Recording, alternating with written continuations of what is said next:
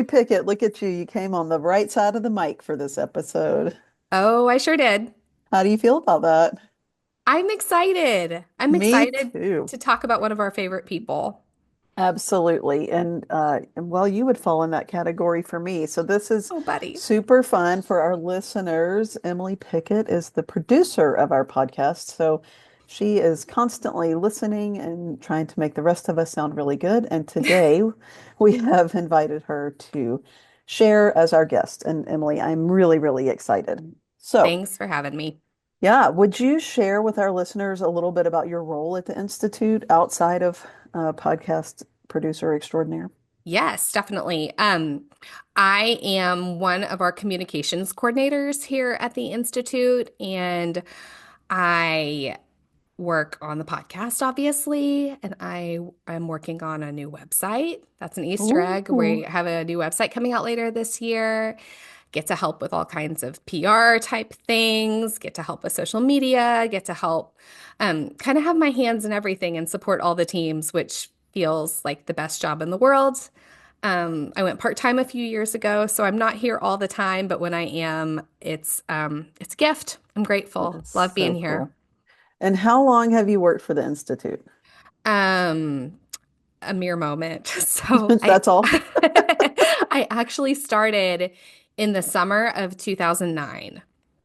So last year I 2009. celebrated my 15th year, which is a little bit crazy to me. Ooh, Yeah, my career at the Institute is now a ninth grader. It's 15. okay. Okay. This 15 year it years old. drives. I don't know what this analogy means, but No, I don't either, but it's very exciting. And I think one of the fun things historically in your role is that you pretty much started out, right, as Dr. Purvis's assistant. Is that yes. correct? Yes, Okay. there was no communications coordinator role when I started, but Okay. I was hired as Dr. Purvis's very first assistant she Okay. ever had, as a brand new baby college grad back in 2009. I just can't imagine because I have a brand new baby college grad, and I think that sounds like a very intense task to have, not just because of the enormity of it. Um, but we'll get more into that. Okay. Can you tell us just a little bit more about your starting at the Institute, what that looked like in the early days, how things were? Because one thing I want to make sure to point out, let me back up just a little bit, I apologize, is that we are in the throes, right, of celebrating our 20th anniversary in 2025. And so this episode, right, is part of our kicking off that celebration and kind of taking a look back at where we've been. So, one, would you share a little about just the 20th anniversary and the joy that that is? And then two, kind of how your journey began. Definitely. So if you're keeping track of the math, this is a podcast about math. I've been privileged to be here for 15 of the 20 years of Okay. KPICD. And so I've gotten to see the evolution all along the way. And starting out as Dr. Purvis's assistant, I think has given me a pretty unique experience with all of that. Mm. Um, I was hired right after I graduated. A friend told me about the job. She had worked as a student worker. I went to TCU, but I wasn't aware of the institute. I had just graduated with the um, highly lucrative and, employable degree of film, television, and digital media. Okay. That is a small joke. As a person who did Okay. not want to move to Los Angeles, like many of my peers did, I was looking for a job. And so at this time, the Institute had started making the Healing Families video series. And so those Okay. DVDs, if you're a TBRI practitioner, trust-based parenting, sensory world, all of those, they had just started making those. And Dr. Purvis, I think, justified her. People were saying, you need an assistant. You're very busy, all of these things, Hmm. and she kind of justified it. She didn't necessarily want the help, didn't think Right. that Right. he needed that, and said, well, if we can bring somebody in who knows a little bit about videos, this is going to be a huge task. Maybe they can help with that. And so that's kind of how I snuck in on my film degree and a willingness to just try something new and have gainful employment. My parents were like, we do need you off our payroll at some point. And so this seems like a great job. And so I have kind of an unconventional hiring story. I don't know if you want me to tell that, but I would love to hear it. I think it's so okay. fun.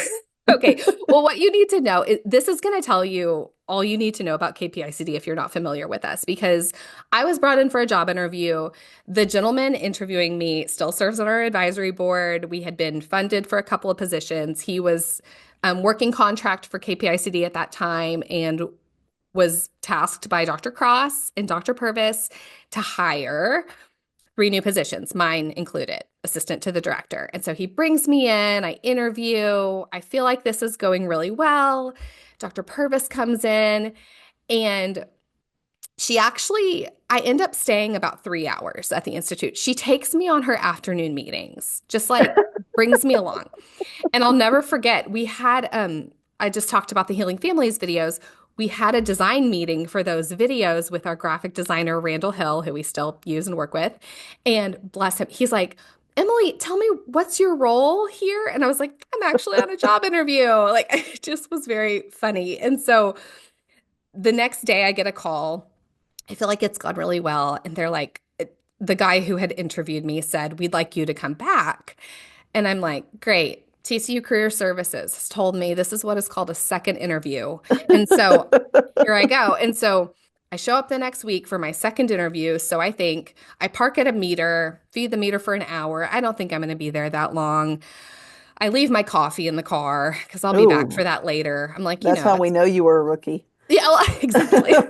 Like I should have packed a suitcase, for being Uh-huh. honest.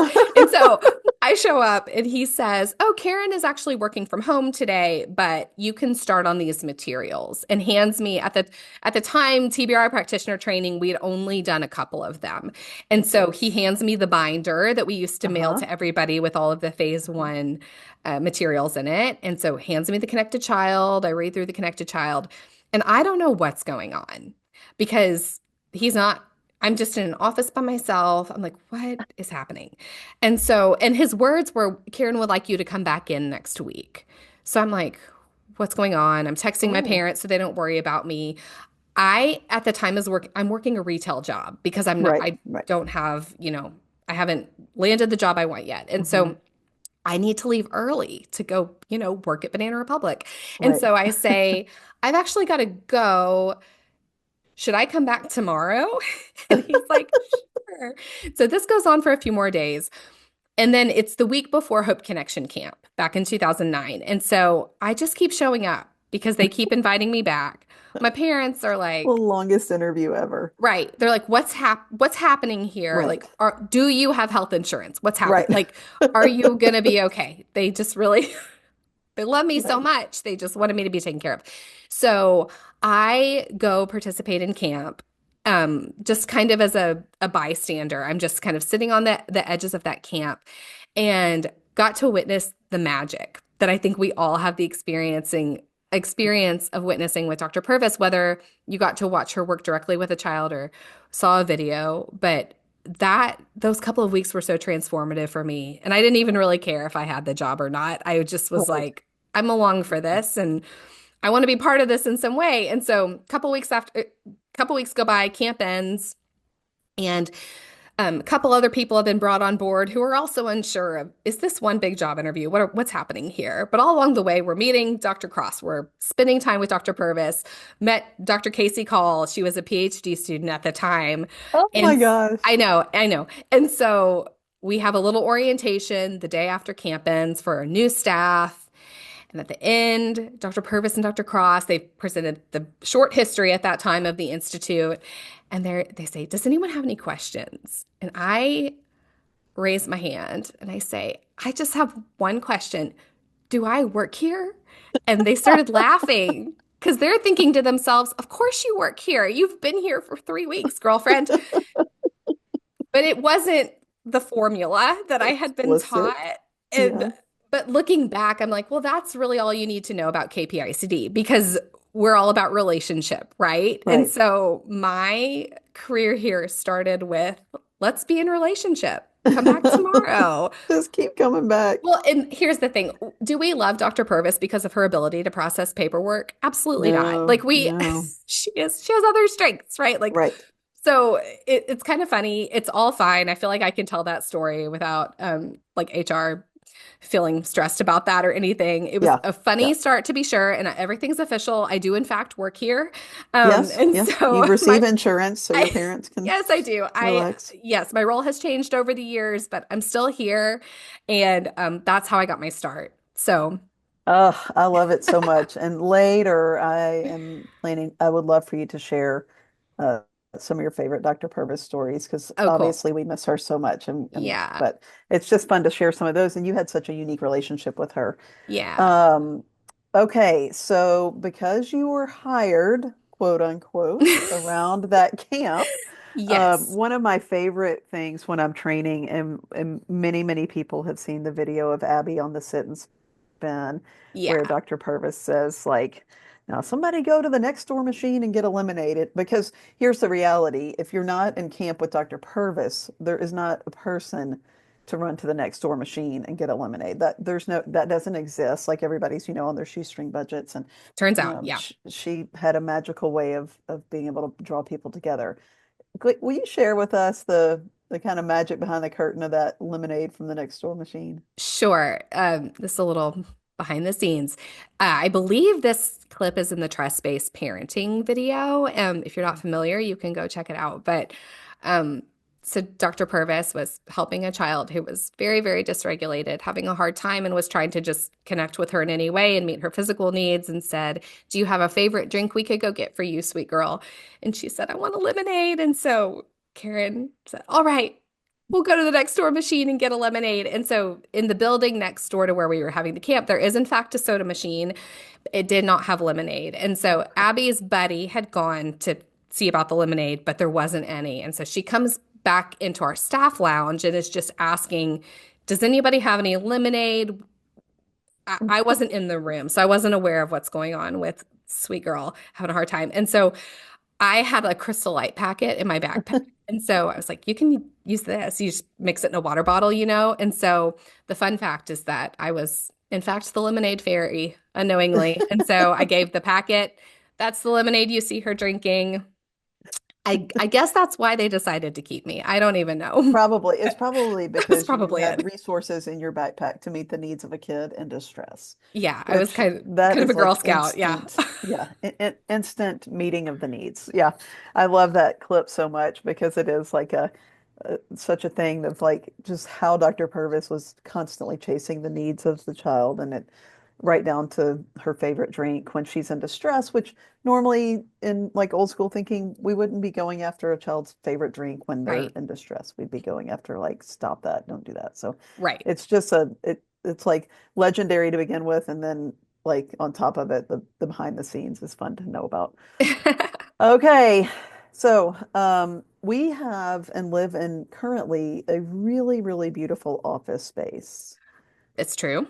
It is it is really beautiful. Yes. People do think they're going to come to the Institute and see something that is more than an office space, but that is what we are. It is an office space. Yeah, we're not a clinical institute, so there's no kiddos running around, we don't have No a whole playrooms or, no playrooms or anything like that.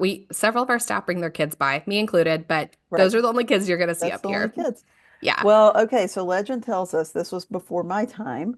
That the Institute started off being office in the basement of another building. This is Um, partially true. partially true. Tell Yes. me the whole truth. So, thinking back, if we're thinking about here we are at 20 years, we're in this beautiful space on the third floor of Reese Jones Hall on TCU campus. The Institute started as and remains part of the TCU Department of Psychology. Many people don't realize that. And Okay. so we're part of the Department of Psychology. And so when the Institute was made an institute, and you can hear more about how that happened in an episode we did with Dr. David Cross. I'll link it Hmm. in the show notes. But Okay. when we became an institute, it made sense for us to office in the Department of Psychology. But at that time, it was Dr. Karyn Purvis, Dr. David Cross, and an admin assistant, I believe, maybe a couple Okay. of other people. So there wasn't a need for a whole lot of space. Their space was actually on the second floor of another building on campus. But then we were blessed to be funded to bring in more people, myself included. I was lucky enough to get an office next to Dr. Purvis, which made sense because I was her right hand. Right. But then there were spaces for a couple of others in the basement. This is a building that's been on our campus for a very long time and holds lots of history and Hmm. also lots of old building challenges, Okay. problems. Okay. Good. So wasn't the freshest situation, is what I'm gonna kindly is what I'm gonna say. And Dr. Purvis really wanted us to be practicing what we're preaching. She felt that it was very important for us to be together, officing, Hmm. and also to be in a clean space, in a some natural light going on, those kinds of things. And Right. so she advocated for us in those early days to get a little bit more space, all on the same in the same office suite. And so she was able to do that. But yeah, that is kind of a fun part of our history is that Yeah. we were partially in the basement for several weeks until she was Yeah. able to talk to the right people to get us all together. And so, Yeah. I think the thing, and like it even goes back to her ability to raise money, like and to negotiate. mhm, It's like I feel like even in my conversations with her, she was always negotiating for the best needs of whoever we were serving at the time in whatever capacity she could. So whether it was a nicer meal for a training or whether it was a nicer office space so that we're having our needs met with natural light, with, not being in the basement, with things like that. I think she had a capacity to do that in such a way that it didn't even occur to her like that there like to not have somebody to run get a lemonade if the child needs lemonade, right down to those right. types of things. And I think it's just part of her advocacy for the whole big picture is really fun. But it is fun to hear some of the stories of the basement days. The basement days, they were Um, short-lived, but that did happen. it did And so, happen. Okay, yeah. that's really cool. Okay, well, very sadly, we lost Dr. Purvis in 2016. Around that time, I believe Dr. Cross developed the idea of um, having 25 partners in 25 states and countries by the year 2025. Um, how was that for the team? Were you guys all initially like, yeah, let's go do this? Because my recollection of the time we were doing the Travis County Collaborative, I feel like it was kind of the first like big project trying to like drop into a community. And it was definitely Yes. a practicing ground. So what was it like when y'all heard this idea of 25, 25, 25? It was sort of the big goal of the time. And here we are in 25. So Right. looking So, back, do you remember how it felt? yes, I mean, on one hand, Dr. Cross called it the BHAG, the big, Right. hairy, audacious goal. And it's all of those things, right? It It is is. quite big. It's Yeah. quite hairy, thinking Uh-huh. about what that means, and then Uh-huh. quite audacious. Um, but also, it was sort of a synthesis of what we had been doing all along. What's crazy, Sarah, I didn't remember this until just now. In that first job interview, job interview that I Hmm. had back in 2009, the gentleman who interviewed me said the goal would be, he was telling me about TBRI. He Hmm. said the goal would be for us to get this in places where everyone who touches the life of a child would have Right. some knowledge of TBRI.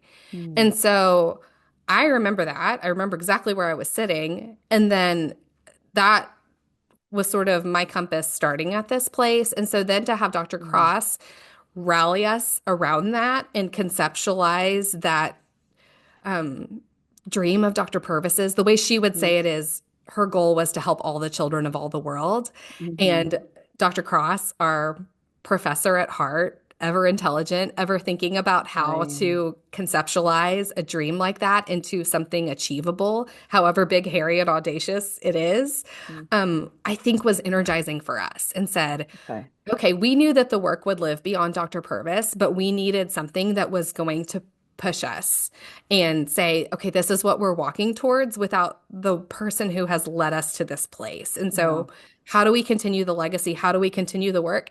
And how do we make it sustainable and that we bring people in to walk this road with us and in many cases to lead us because they're going to places where we're not familiar with the culture. We're not familiar with the needs of kids and families and Right. systems in those places.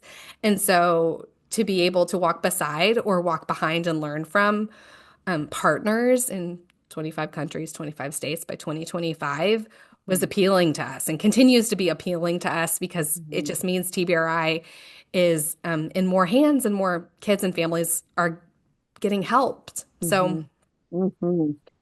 So now looking back, we're at 20 years, right? This is 9 years later from sort of the launch of the BHAG, yeah. as Dr. Cross liked to say. Um, we've done it. How does that feel?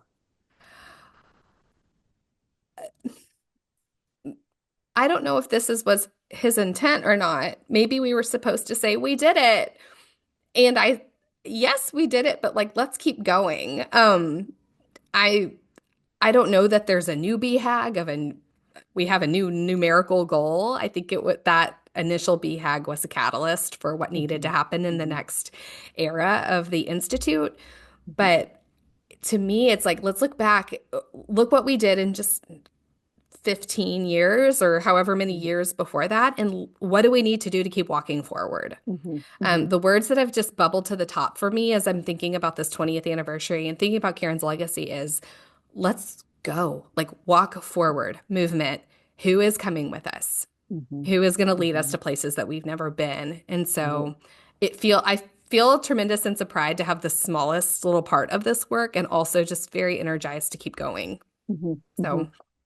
It's interesting because I was hired right in the middle of this. That yeah, was my hiring season, and I thought at that time, I remember thinking like we were trying to decide what that even meant. Like, what does it mean to right. have a quote unquote partner or an Yeah. ambassador or whatever we didn't even have a definition.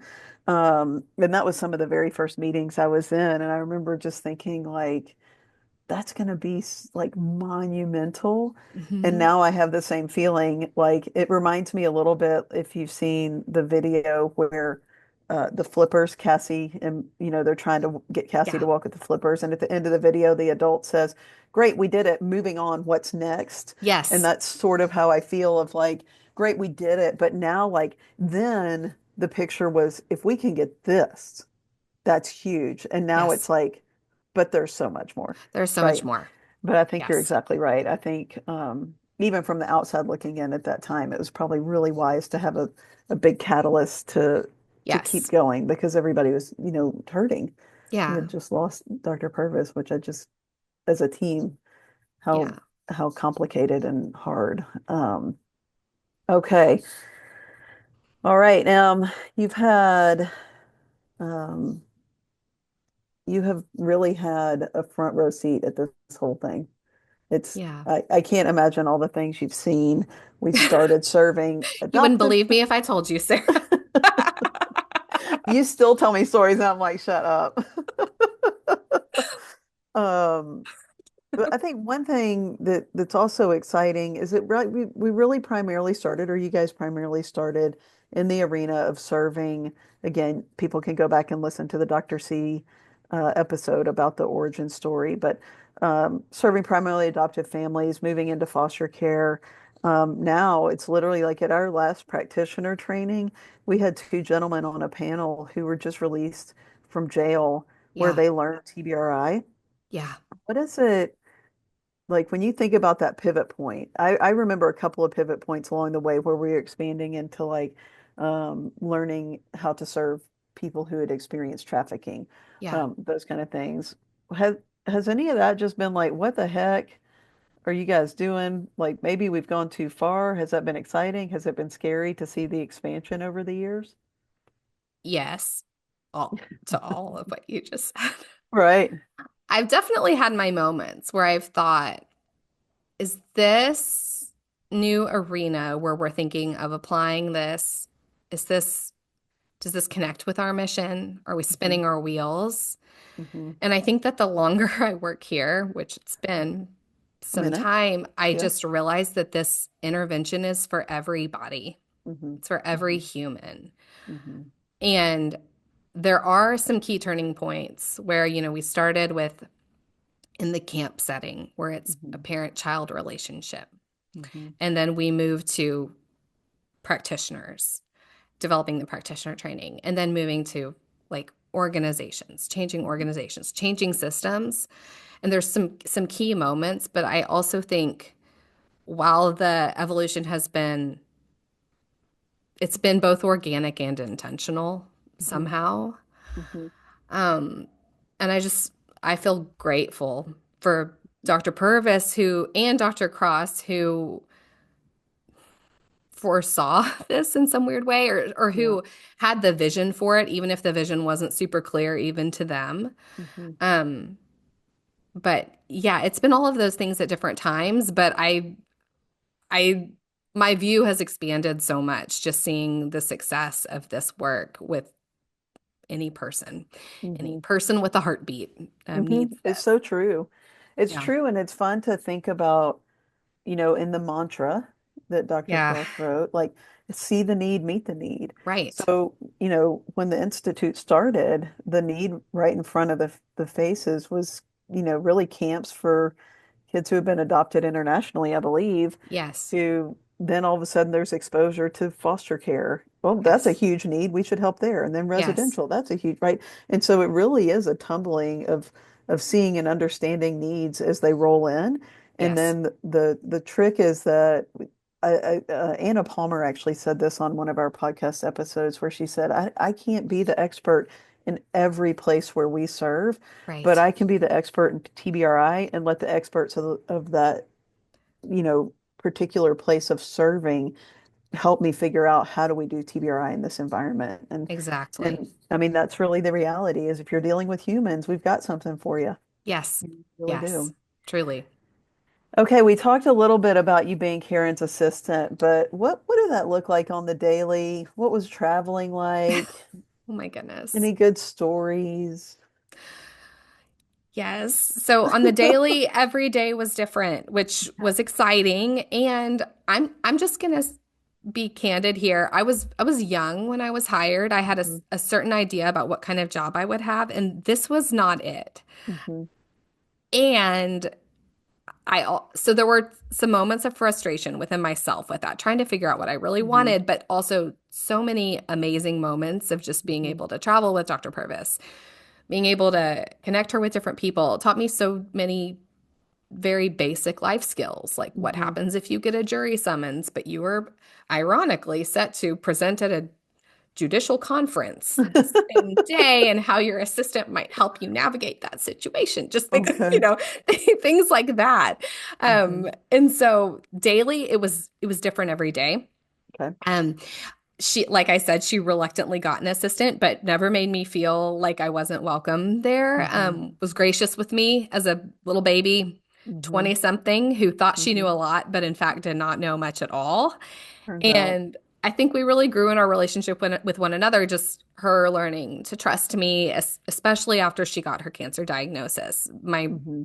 She became a lot more reliant on me because she had to be just to help her Yeah. with, um, where she was going to spend her energy and letting Right. me help her a little bit more. I remember conversations we had in the car, on planes, across tables at Mhm. restaurants, and just she was a joy to be with and getting to watch her present and learning something different every time, even if I had the jokes memorized. And if I needed to get up there for some reason and give the rest of her speech, I probably could have done it. Right. Just having seen it so many times, but Yeah. um, it was a gift and it was Mhm. a little wild sometimes. So, Well, I think a detail not to be lost on us is that because you had such close proximity and relationship and time. I mean, the vast amount of time and understanding her voice and knowing what it was like. I mean, The Connected Parent was an incomplete book when we yeah. lost her, and you helped finish that through the lens of her own words and notes and all of that. So like you were actually the person it made sense to come in to share her voice because you knew it the best, really. Um, Yeah, her family that's was so gracious to include me in that project, and I feel grateful, so mhm. grateful. One of the great honors of my life to be part of that project. And can I tell a very quick story Please about do. that? So, I mean, Absolutely. at one point, I think it's okay to share this. So, at one Okay. point in her treatment, it made sense for me to drive her to her Okay. treatment.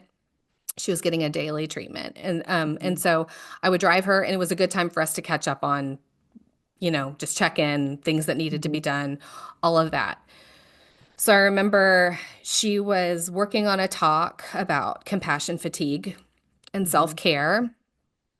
And she said, I'm too tired to drive, but I need you to take notes. And I said, well, how about I drive you and I just record you on my phone and we just talk through Oh. this? She said, okay, fantastic. And so um, many of Dr. Purvis's parts of the Connected Parent were finished, but then we needed to add length to the book. Mhm. And so Lisa Qualls, the Dr. Purvis's co-author, and I thought, okay, what about before I remembered that I had had that conversation recorded with Karyn, she said, I think these parents really need to hear about self-care and Mhm. compassion fatigue and acknowledge that. And when I had a conversation recorded on my phone and could take her very words and put it into Oh. that book. And so there's a Karyn quote in the video we show at practitioner training that everything that your life has been about has brought you to the place you are now, or I'm paraphrasing, Mhm. and that was such a testament to Uh-huh. me of the truth of that, that just that so many little moments throughout my time with her, working so closely with her, weren't just they were seeds scattered on the ground that grew to be something, which Right. I feel honored to have been a part of. So, Yeah. Yeah. Man, that's really powerful. Gosh, yeah. I forgot about that. So you actually have like some voice recordings of your own that were just conversations between you guys. So how Yeah. exciting. That's really, really special. Yeah. Um, okay, well, we're getting a little emotional. So Let's dry it th- up, Sarah. you just dry it up, suck those tears back in, because today I would like to be dismissive. Same. Do you have fun stories? Any fun story you'd like to share? I do. I do have a couple of really fun stories. So, Okay. one, okay, I think you know which stories I'll probably tell.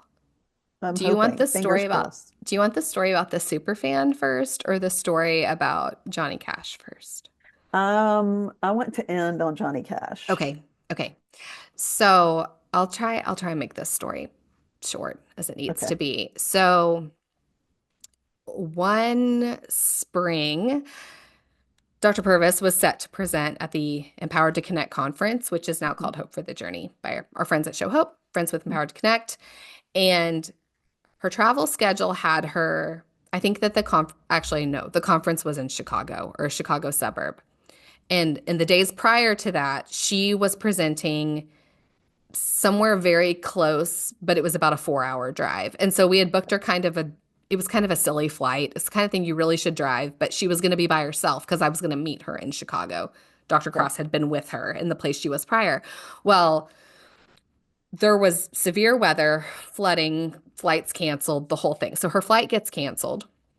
We're trying to figure out how we're going to get her from where she is nearby, but not near enough, to the Empowered to Connect conference, where she's doing the majority of the sessions. At that point, Okay. she did, Right. if there's 8 sessions, she was doing 6 of them. Like she Right. was carrying the load of the material. And so I'm freaking out, trying to figure out how to get her where she needs to be, in touch with Dr. Cross. And at the conference where she was prior, what can only be described as a Dr. Karyn Purvis super fan revealed herself and said, I am driving to the Empowered to Connect conference and I will take you with me. Not in Oh, that creepy, stop. probably not in that creepy voice I Right, right, just right, did, right, but right. so Yeah. Karyn, she really doesn't have a choice. But Karyn like jumps in the car, is grateful for the ride. And this happens Friday morning and the conference, starts at 9 a.m. or something like that. Mhm. So I am standing in the back of the auditorium. Terry Coley, our dear friend, is on stage doing Oh. intros. We know that Karyn's going to walk in the door at any second. And Sarah, when she walked in, I clutched her little body and just like held her. Wanted to just carry her up on stage. Be like, here she Thank is. you. So she made it by the skin of her teeth. And at this point, I didn't know it was a super fan. So, it's fine. I'm like, I Yeah. don't care who got you here. I don't care if you hitchhiked, but here you are. Right. So Yeah. she gets up, presents all day. We reconnect at the end of the day. And she says, oh, Emily, will you please go get my suitcase from this person who brought me here? So I go approach the person and I'm like, hi, I'm actually here to get Dr. Purvis's luggage. And Sarah, she would not give it to me. Um, He said, because show your ID. basically, yes, she was like, who did you say you were again? And I was like, oh, I'm Dr. Purvis's assistant. I'm Emily. She was like, and then I think one of our colleagues came up with me and like kind of called me Emily. So she's like, okay, Yeah. this is probably fine. But it was so hysterical. I was like, listen, I love that she took that so Yeah. seriously and wanted to Yeah. get her there Yep. safely and that we were all better for it. She was there. It all went off without a hitch, but it was Okay. so Like funny. the guardian of the luggage. Truly, like if you're listening, Karen Purvis, super fan, we bless you and we appreciate you. So, Yes, so that was it absolutely. was I very love that she's like, sweet. look, I just drove this lady for 4 hours. I don't I'm know like, who you are, little girl. yeah, she protected her with her life. I appreciate Uh-huh. that. I'm like, we have the same goal here. Right. We're on the I just same need her team. luggage because she Right. wants to go to bed now. I do. She is quite tired. Yeah. So Oh, that's that's awesome. one of my favorites. Love to think back Yeah. on that one. And then Mhm. my other, like probably all-time favorite story is this was actually the last trip I took with her. I had moved into a role of media specialist at that time. I was working on some digital video type things for KPICD, and we got the opportunity to hire someone new for Karyn, and so it was our last trip together. And we had Okay. just hired her new person, and I was like, I'll just go on this one. So we're sitting on the plane at DFW. She's checking her emails, and she said, Emily, we've been invited to dinner at Johnny Cash's house. Oh, We're going to oh, Nashville. I should have said that at the right. top. We're Right. going to Okay. Nashville.